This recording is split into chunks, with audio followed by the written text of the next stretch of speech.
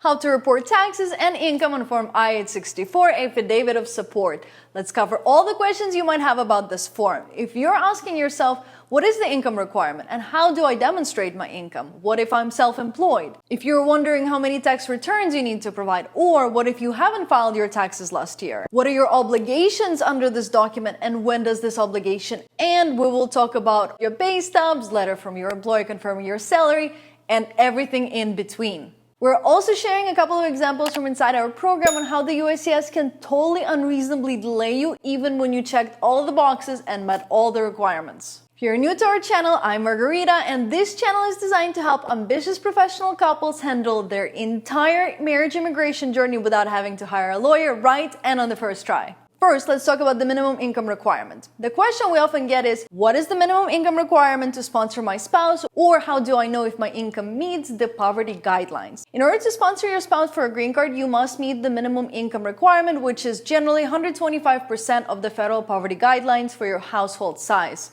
Mouthful. But what does that actually mean? You will always need to look into I-864P USCIS webpage. That's where you will find the most recent numbers. And keep in mind, those numbers do change, so you do need to actually check the USCIS website for the most recent year, and we'll link it below for you as well. Let's briefly look at the household of two. For sponsors on active duty in the U.S. Armed Forces who are petitioning for their spouse, it's an annual salary of $19,728, but for all other sponsors, it's $24,650.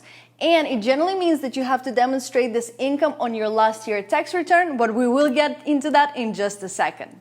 And by the way, in order to calculate your household size, you can always go into Form I-864 instructions and see what applies to you. People often miscalculate their household size, and that's what causes the delay with this specific form, so make sure you read it carefully. All right, another set of questions we often get is in regards to tax returns. For example, which tax returns do I need to include with Form I-864? When completing Form I-864, you should include your most recent year's federal income tax return, including all forms, schedules, and W-2s. Remember, you can download a copy of your tax transcript from the IRS website or order it by mail. Often these tax transcripts are long, so couples wonder if they need to submit all pages of their tax returns.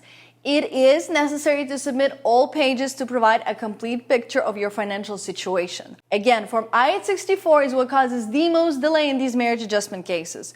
We always encourage our members to give them everything ahead of time so they don't come back asking for more. At least you're giving yourself a better chance. I mean, our members still get phony RFEs, more often than not asking for something that has been submitted or something that shouldn't even be submitted in the first place. Just to give you a real example, we just had a member who submitted his adjustment. Since his spouse barely did not meet the income requirement, he provided his income on Form I-864. Totally acceptable, income was coming from working and having a work permit. Then, all of a sudden, he gets a request for evidence requesting Form I-864A. What? Literally language directly from their instructions. An intending immigrant whose income is being used to meet the income requirement does not need to complete Form I-864A, contract between sponsor and household member, unless the intending immigrant has a spouse and or children immigrating with him. In this instance, the contract relates to support for the spouse and or children.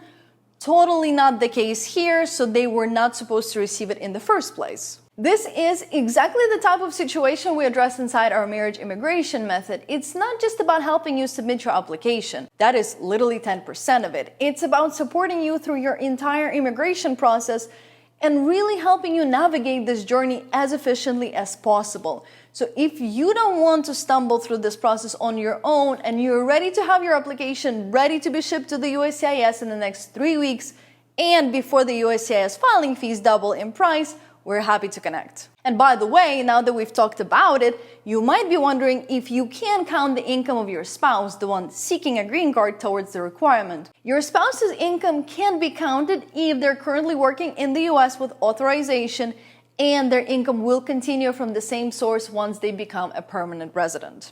Another question we sometimes get is, what if I haven't filed my taxes for the most recent year yet? Meaning I was required to file, but I just haven't. And honestly, it happens. If you haven't done it yet, you might want to do it as soon as possible since that can delay the process. Talk to your CPA ASAP. Otherwise, you can file and submit your Form 1040 since it will take some time for the IRS to process the actual return.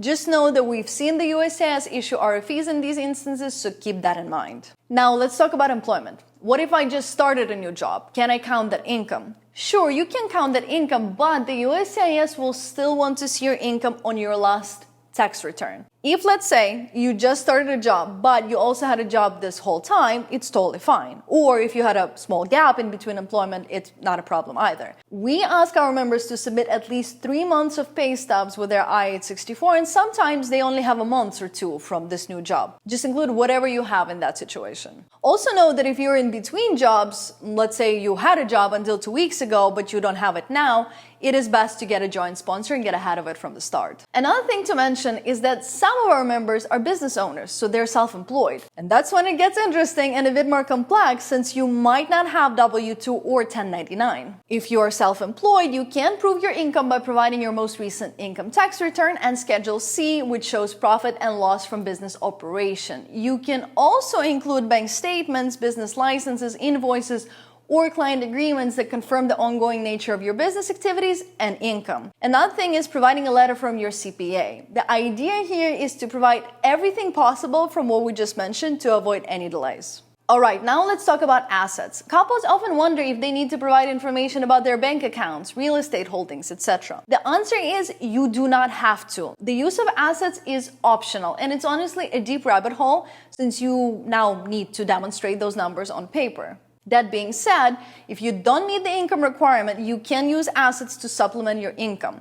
Without going into too much detail, just know that in order to qualify based on the value of your assets, the total value of your assets must equal at least 5 times the difference between your total household income and the current federal poverty guidelines for your household size. You can check the form instructions on page 10 since they are providing an example as well. That will give you an idea on what you need to do. Another super common question we get, but what if my income changes after we submit the application? Do I need to update the USCIS if my income changes? You know, while there is no explicit requirement to update the USCIS about income changes post-submission, you should be prepared to address any concerns during the interview since that's when it can come up. And if you are scheduled for an interview, you will want to bring updated information with you just in case anyway. But in our experience, it would be something out of the ordinary, so don't worry about actually updating them in any way unless they specifically ask for that additional information. Alright, now let's talk about evidence and what exactly you should prepare to attach with this form. First, it of course depends on your specific situation, and I mean it. If, for instance, you need a joint sponsor, then what you're attaching with Form I-864 will change.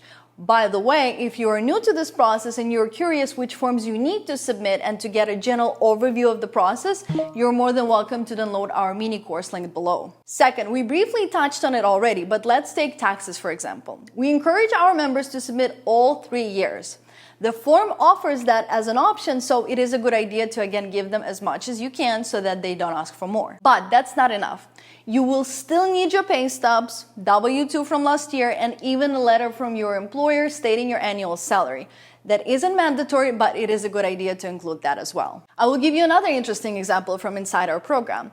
We had somebody who just got their green card in 62 days, but they did get a request for evidence which totally made no sense. Their spouse made sufficient income for all 3 years, but they still got an RFE saying that the sponsor did not meet the income requirements, and that's after they've included all the necessary evidence and more. In these cases outside of our program, couples often get lost since it becomes a bit stressful and they start second-guessing themselves. Here, the situation was handled in no time, and ultimately this phony RFE did not slow them down or prevent them from receiving their green card in only 62 days. Again, if you feel like you've been researching this topic for some time now, but you still feel behind and unsure on how to handle this process confidently, let's connect. There's absolutely no point in wasting time with how fast these green cards are being processed these days, so don't be the one holding yourself back. Sometimes people are also wondering about legal obligations and what signing Form I-864 actually means. By signing this form, you enter into a legally enforceable contract with the US government agreeing to support the immigrant such that they won't become a public charge. This responsibility continues until the immigrant naturalizes, earns 40 work quotas credited towards Social Security,